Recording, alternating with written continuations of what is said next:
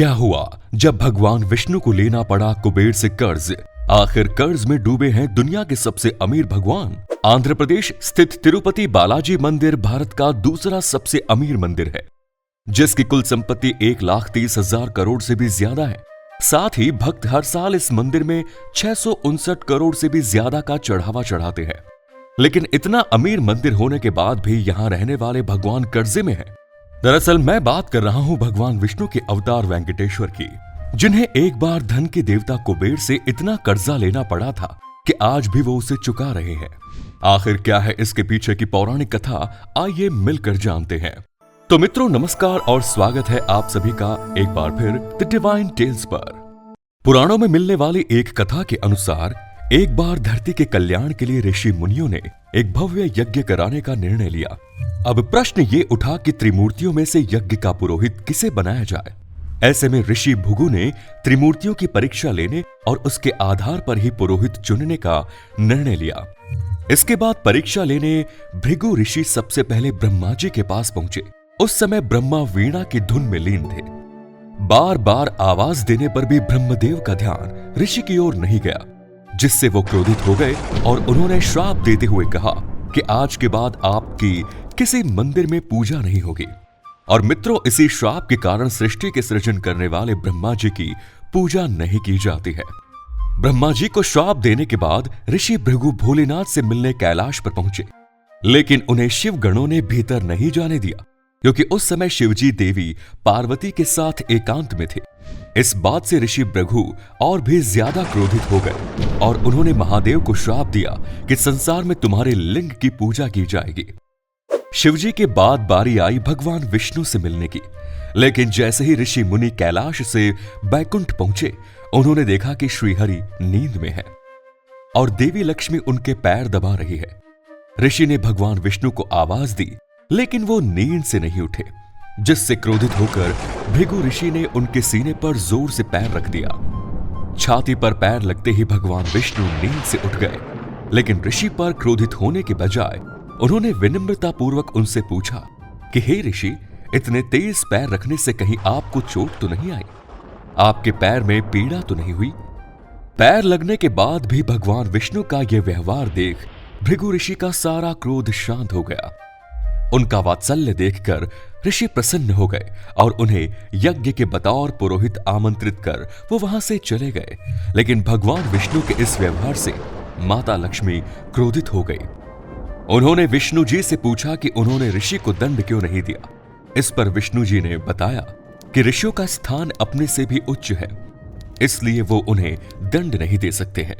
इस पर माता लक्ष्मी ने कहा कि प्रभु, आपके हृदय में मैं भी वास करती हूं, इसलिए आपकी छाती पर पैर रखकर उन्होंने मेरा भी अपमान किया है। ये कहकर माता लक्ष्मी बैकुंठ से अंतर ध्यान हो गई और भगवान विष्णु से रूठकर धरती पर चली गई।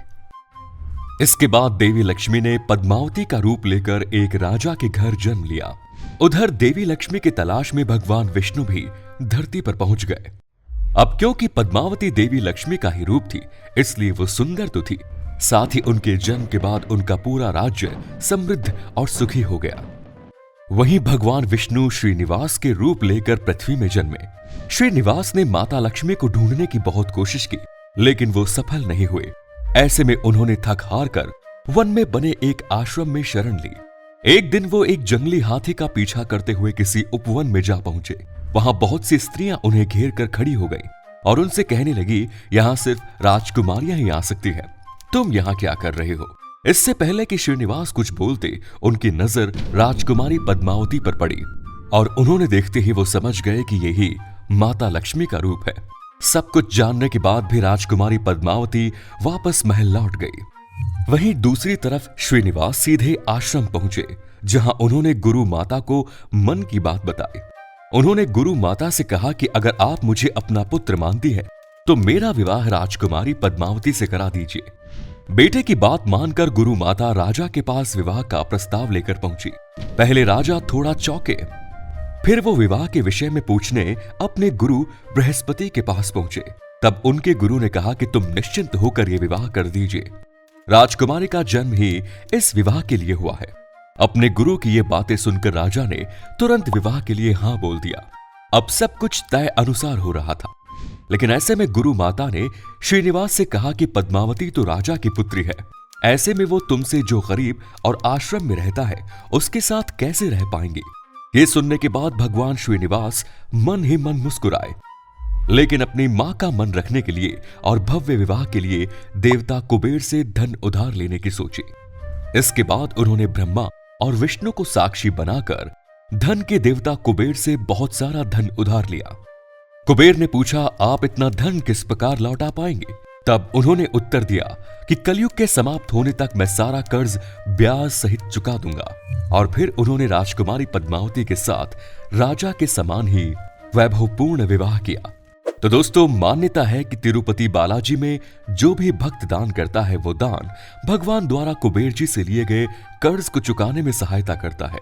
वहीं दूसरी तरफ कर्ज चुकाने में जो भक्त भगवान विष्णु की सहायता करता है उनसे देवी लक्ष्मी प्रसन्न हो जाती है और उनके घर में हमेशा सुख समृद्धि का वास रहता है। तो मित्रों, ये था भगवान विष्णु का धन के देवता कुबेर से कर्ज लेने का कारण। आज की वीडियो में बस इतना ही। उम्मीद करता हूं कि ये वीडियो आपको पसंद आई होगी। अगर हां तो इसे ज्यादा से ज्यादा लाइक और शेयर करें। धन्यवाद।